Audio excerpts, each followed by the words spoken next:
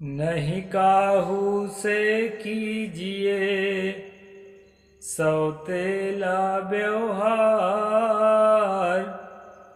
न्याय सबन से एक है यह संविधान विचार। नमस्कार दोस्तों, मैं अविनाश दास रेशनल कबीर यूट्यूब चैनल में आप सबका हार्दिक स्वागत करता हूं।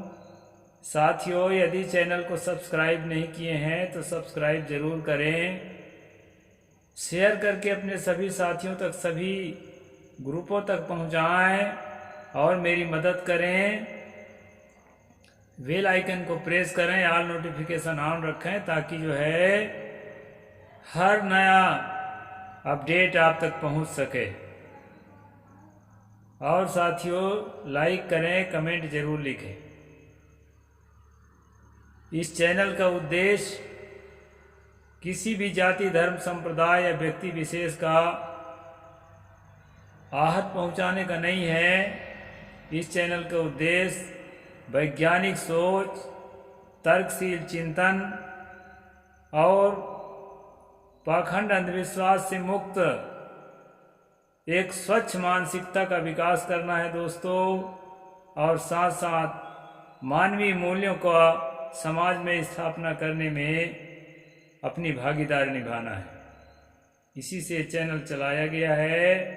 तो साथियों, आप जानते हैं कि शाम का वक्त मैं हर रोज़ मनुस्मृति पर स्ट्रीम करके और आप तक संदेश पहुंचाता हूं। साथियों, एक दिन यह मनुस्मृति एक धर्मशास्त्र ही नहीं बल्कि भारत का संविधान था। मुगलों के आने के पहले, तुगलकों के और लोधियों के आने के पहले, मतलब विदेशी शासकों के आने के पहले हिंदू राजाओं का संविधान था। इसलिए इसको समझना बहुत ज़रूरी है। मैं महीनों से इस पर स्ट्रीम चला रहा हूँ, कभी गैप भी हो जाता है, कल गैप हो गया था। परसों हम ये देखे थे दोस्तों कि शूद्र का जो है बेटा पिता का दिया हुआ जमानत को नहीं वापस ले सकता, क्योंकि मरने के साथ अमानत को, धरोहर, मरने के साथ साथ जो है अमानत नष्ट हो जाता है। अमानत के जो एग्रीमेंट है नष्ट हो जाता है, ऐसा बताया गया था। लेकिन अगर पिता ने कर्ज ले रखा है तो बेटा से कर्ज वसूला जाएगा। ये हम परसों पढ़े थे, कल गैप हो गया था। अब आगे क्या है दोस्तों, इसको हम आज विचार करेंगे। आगे मनु जी क्या कहते हैं, कैसा दंड देते हैं, उसको हम आज विचार करेंगे। स्वयमेव तु दद्यान मृतस्य प्रत्यानंतरे न राज्ञा नियोक्ता च निक्षेपस्तु बंधुभिः। ये 8वां अध्याय का श्लोक नंबर 186 से आगे बढ़ रहे हैं। जो महाजन धरोहर रखने वाले के मरने पर उत्तराधिकारी को धरोहर दे तो धरोहर रखने वाले के बंधु या राजा को उस पर वृथा अन्य वस्तुओं का उपयोग नहीं लगाना चाहिए। कल हम नियम पढ़े थे कि उसके मरने के बाद धरोहर की वस्तु नहीं देना है, अब धन नहीं देना है, लेकिन यहाँ थोड़ा छूट दिया है। यदि कोई चाहे तो दे सकता है, उसके देन लेन में बीच में दखल किसी को नहीं देना चाहिए। ऐसा जो है इच्छा अनुसार। कोई बहुत ईमानदार होते हैं, सवर्णों में भी दोस्तों बहुत ईमानदार होते हैं, सच्चे दिल का। उनको ये पता ही नहीं होता है कि ये ऊंच नीच का भाव फर्जी है, मनुष्य केवल मनुष्य है। उनका दिल चाहता है कि मनुष्य के साथ मनुष्यता की तरह व्यवहार किया जाए। ऐसे लोग जो हैं नियम होने के बावजूद भी ईमानदारी से सामान को लौटाने का दिल रखते हैं। उनके लिए मनु ने थोड़ा सा छोड़ दिया है कि अगर वो लौटाना चाहे तो लौटा भी सकता है। निश्चल भाव से प्रसन्नता पूर्वक उस धन को निश्चय करे या धरोहर धरने वाले व्यवहार को जानकर साम प्रयोग से धरोहर का पता लगावे। सभी धरोहरों को प्रमाणित करने के लिए यह विधि कही गई है, किंतु मुहर की हुई धरोहर में से कुछ न लें तो उस पर कोई दोष नहीं लगाया जा सकता। उसमें जो है मोहर लगा के, चिन्ह लगा के धरोहर रखा जाता था, जो उसका चिन्ह होता था ये उसका है, पहचान होती थी। वह तो धरोहर धरोहर है, अगर लिखा पढ़ी नहीं है तो मुहर लगाया हुआ को भी तितर बितर किया जा सकता है। इसलिए दोस्तों यह उस जमाने के हिसाब से है। सभी चोर चौरैर हृदम जल नोढ़ामग्नि दग्धेवा न दद्यादि तस्माते न सहरति किंचन। चोर चुरा ले जाए, जल में बह जाए या आग में जल जाए तो धरोहर धरने वाला वह नहीं दे सकता यदि उसमें से कुछ लिया हो। मतलब आग में बह गया, पानी में बह जाए, बहुत ज़्यादा वर्षा होने से आग लग जाए, घर में जल जाए, या चोर चुरा ले जाए, उसको प्रमाणित होने पर धरोहर रखने वाले से धरोहर वाला जो है, जो जिसका सामान है उसको लेने का हक नहीं है, क्योंकि उसके पास बेचारा के पास कुछ है ही नहीं तो क्या देगा। इस प्रकार जो है ये उसके लिए नियम दिया है दोस्तों। आगे कहते हैं निक्षेपस्यापहर्तार्म निक्षेपरहत्या मेव च सर्वैरुपायर्वे विंछेच्छेत पतयश्चैव वैदिकः। धरोहर मांगने वाले और धरोहर न रखने वाले, न रखकर मांगने वाले का राजा वैदिक शपथ और सामाजिक उपायों से जांच कर सत्य सत्य का निरूपण करे। कभी कभी जो है धरोहर रखने वाला जो है ये कहता है कि मैं रखा हूँ, और सामने वाला कहता है कि तुम्हारा धरोहर और कुछ नहीं है। तो ऐसी स्थिति में राजा को चाहिए कि उसके ठीक से जांच पड़ताल करे कि ये सचमुच रखा था कि झूठा इल्जाम लगा रहा है, ये सचमुच रखा था, ये जो है मुकर रहा है महाजन। इसका ठीक से यहाँ पर जो है वैदिक शपथ खिला करके, कसम खिला करके और जांच करने को मनु कह रहे हैं। लेकिन दोस्तों जो लोग कसम खाने के आदी होते हैं वो झूठ बोलकर भी कसम खाते हैं। कसम में कोई सार नहीं है, इसलिए अच्छी तरह से सुराग के टेस्ट करके, अच्छी तरह से जांच करके, इन्वेस्टिगेशन करके ही समझा जा सकता है क्या सच है क्या झूठ है। कसम को मैं नहीं मानता। यो निक्षेपम नार्पहयति यश्चा निक्षिप्त याचते तावुभव चोर वक्षाश्चव्यो दाप्यव चा तत्समम दमम। जो धरोहर को नहीं देता और जो धरोहर न देकर मांगता है वे दोनों चोर के तुल्य दंडनीय है, या उससे राजा उस द्रव्य के बराबर जुर्माना ले ले। अगर पकड़ा जाता है कि धरोहर रखा है और उसको जमा करने के लिए तैयार नहीं है और पकड़ा जाता है तो उसके लिए वही दंड है जो चोर के लिए है। और कहते हैं कि जुर्माना में भी उसको उतना दंड देना पड़ेगा जितना वो धरोहर रखा है। यह झूठा इल्जाम लगा रहा है कि मैं इसके पास धरोहर रखा हूँ, ऐसी स्थिति में भी उसको मनु कहते हैं कि चोर की तरह दंड देना चाहिए। दोनों पक्ष को जो पकड़ में आए दोषी ठहरे, चोर की तरह दंड देना चाहिए, क्योंकि ये चोर के बराबर ही अपराध है किसी के धन को नाजायज तरीके से लेना। यहाँ पर न्याय की बात है दोस्तों, इसका हमें समर्थन करना चाहिए। हालांकि इसके दंड विधान थोड़ा उटपटांग है, लेकिन जो है बेईमानी करना जो है अच्छा नहीं है, इस बात को हम मानते हैं। यहाँ पर मनु ने ठीक कहा है। आगे कहते हैं उपधाभिश्च यः कश्चित् पर द्रव्यम हरे नरः सहायः सा हंतव्य प्रकाशम विविधैर्वधैः। 193। जो कोई पुरुष दूसरे के धन को धोखा देकर हरण करता है, यानी कि झूठा इल्जाम लगा करके कि मैं इसके पास धरोहर धरा हूँ और झूठा गवाही दे करके और उससे वसूली कर लेता है और ये पता चल जाता है कि ये है झूठा है या कि किसी का धरोहर रखा है और रखने के बाद मुकर रहा है और झूठा जो है सबूत दे करके उसको रखने वाला को झूठा साबित कर देता है, जबकि उसका पैसा रखा है या कोई सामान सोना वगैरह रखा है। तो ऐसी स्थिति में दोस्तों मनु कहते हैं भयंकर दंड देने को कहते हैं। वो दंड क्या है?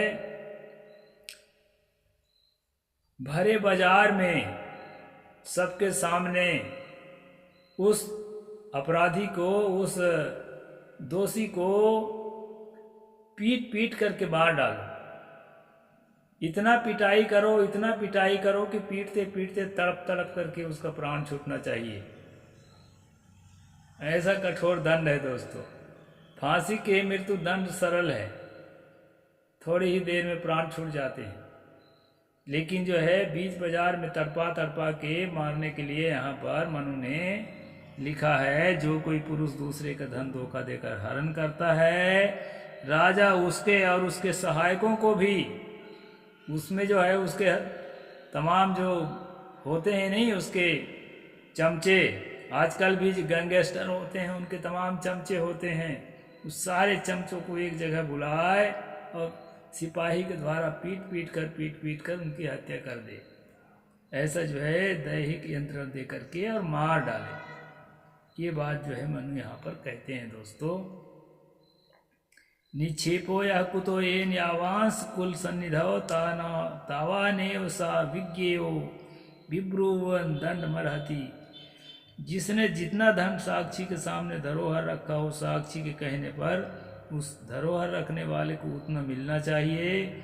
अधिक मांगने वाला दंड का भागी होगा। जितना रखा है उतने मांगे, सही बात है, उतने मांगना चाहिए। अधिक मांगेगा तो भी दंड का भागी है, और जो है रखने वाला जो देने से इनकार करे तो भी दंड का भागी है। ये बात ठीक है। मिथो दाया कृतो येन गृहीतो मिथ एव वा मिथ एव प्रदातव्यो यथा दायंस तथा ग्रह। जिसने एकांत में धन रखने के लिए दिया हो और धरोहर धरने वाला भी एकांत में, यानी कोई गवाही सबूती ना हो, तो एकांत में ही उसका लेन देन करना चाहिए। धरोहर और अपनी खुशी को भोगने के लिए दी हुई वस्तु के विषय में राजा को ऐसा निर्णय करना चाहिए जिससे धरोहर धरने वाले को दुख ना हो। न तो मालिक को दुख हो और ना तो जो है उस आदमी को दुख हो। जो माल मालिक की आज्ञा के बिना दूसरे का माल बेचता है वह अपने को चोर न मानता हुआ भी चोर है। उसे किसी कार्य में साक्षी न बनाना चाहिए। गवाही देने के लिए ऐसा आदमी को अयोग्य समझा गया है मनु के कानून में, जो अपने मालिक के माल को बेचता है और जो है उसका पैसा खजाना में नहीं रखता, चुरा लेता है। तो ऐसे लोगों को भी गवाही के लिए मनु ने योग्य नहीं माना है। अवहार्यो भवेच्चैव सान्वयः सर्दसंभवम् निरन्वयो न प्रसरः प्राप्तः स्वाच्चय किल्बिषम्। यदि दूसरे का धन बेचने वाला धन स्वामी का संबंधी हो तो राजा उस पर 600 पर्ण दंड करे, और यदि स्वामी का कोई संबंध ना हो, न उस धन से किसी प्रकार लगाव हो, तो वह चोर के समान अपराधी है। यहाँ भी भेदभावपूर्ण कानून है दोस्तों। यहाँ मनु कहते हैं कि अगर वो धन बेचने वाला जो अपराधी है, जो खजाने में पैसा जमा नहीं करता है, यदि उसका संबंधी हो, उसके रिश्तेदार हो, कोई साला वाला हो, कोई ऐसा रिश्तेदार हो, तो उसको जो है 600 पर्ण, यहाँ पर्ण का मतलब हम पैसा मान लेते हैं, क्योंकि पर्ण क्या होता है, करेंसी होती है कि क्या होता है हमें तो मालूम नहीं है। वैसे 2-3 4-6 दिन वाले पहले मैं पढ़े भी हैं उस पर्ण के बारे में, लेकिन फिर भी ठीक से समझ में शायद नहीं आया होगा, इसलिए हम इसको रुपया मान लेते हैं। तो ऐसी स्थिति में दोस्तों उसको 600 रुपयों का दंड देना चाहिए अगर राजा का रिश्ते का कोई है तो। और अगर रिश्ते का नहीं है, कोई गरीब गुरबा है, राजा का नहीं भाई, वो मालिक का। कोई गरीब गुरबा है, कोई SC ST OBC का कोई शूद्र है, तो उसको जो है चोर की तरह दंड देना चाहिए। और चोर का दंड मैं बता चुका हूँ किस तरह से है। भरे बाजार में उसको और उसके सहायकों को पकड़कर पीट पीट करके और तड़पा तड़पा करके उसकी हत्या कर देनी चाहिए। ये जो है यहाँ पर मनु का नियम है दोस्तों। अस्वामिना कृति अस्तु दायो विक्रये वा कृतवास्ता विज्ञेयो व्यवहारे वा स्थितः। जो धन का मालिक नहीं है उसका दिया या बेचा हुआ धन व्यवहार की मर्यादा के विरुद्ध होने से न देने और न बेचने के बराबर है। तो इस प्रकार दोस्तों यहाँ पर जो है ये मनु का कानून है। संभोगो दृश्यते यत्र न दृश्यतामगम सुखचित आगमः कारणम तत्र संभोग इति स्थितः। जहाँ पर किसी वस्तु का संभोग देखा जाता हो किंतु उसके आगम का कोई प्रमाण न पाया जाता हो, वहाँ आगम के कारण माना जाता है, भोग नहीं। यही शास्त्र की आज्ञा है। यहाँ पर यह बताया गया है कि यहाँ संभोग का मतलब है किसी वस्तु का लेना देना। यहाँ स्त्री पुरुष के संभोग वाली बात नहीं है, ये दूसरा अर्थ है। किसी भी प्रकार का लेना देना, दो के संबंध में जो भी संबंध चलता है, आदान प्रदान, उसमें जो शास्त्र की आज्ञा है, शास्त्र का जो नियम है, उसके अनुरूप ही, उसके नियमों के अनुरूप ही चलेंगे, तभी जो है न्याय उसको साथ दे सकता है। नहीं तो उसको जो है अवैध माना जाएगा। जैसे आजकल कहते हैं ना कि बाहर के बैंकों में काला धन जमा कर दिया जाता है, भले वो कमाया हुआ धन हो, लेकिन सरकार के नज़रों में छिपा हुआ होने के कारण उसको काला धन कहा जाता है, ब्लैक मनी। इस तरह दोस्तों नियमों से विपरीत, नियमों से छुप कर के जो भी काम होता है उसको यहाँ मनु ने अवैध माना है। शास्त्र सम्मत होना जरूरी है। और ये कहना ठीक भी है क्योंकि उस समय के लिए यही संविधान था ना, तो असंवैधानिक तो होगा ही। आज भी संविधान के खिलाफ, संविधान के आर्टिकल्स के खिलाफ, उसके अनुच्छेद के खिलाफ, उसके अनुसूचियों के खिलाफ जो भी निर्णय कोई लेता है या देता है, जो भी करता है, उसको अवैध और असंवैधानिक माना जाता है दोस्तों। तो संविधान के नियमों का पालन हर भारतीय का कर्तव्य है, लेकिन मनु के संविधान का नहीं भाई, नहीं कर पाओगे और करना भी नहीं है। हमारे संशोधित, लेटेस्ट और दुनिया का सबसे बड़ा संविधान, भारतीय संविधान, इसका पालन करना है दोस्तों। ये भारत का संविधान जो है, यही हमारा जो है नियम और कानून है, इसका पालन सबको करना है। डॉक्टर बाबा साहेब अम्बेडकर के द्वारा दिया हुआ यह जो है ये अनमोल निधि है दोस्तों। तो इसको हमें पढ़ना चाहिए और इसको पालन करना चाहिए। और क्या क्या बदमाशियाँ होती थी नियम के नाम से, कानून के नाम से, उसको जो है जानने के लिए मैं मनुस्मृति का संविधान आपको पढ़ के सुनाता हूँ, ताकि आप और हम सब समझ सकें कि प्राचीन काल में हमारे पुरखों के साथ कैसे डिस्क्रिमिनेशन होता था। साहेब बंदगी, जय जोहार, जय भीम, जय भारत।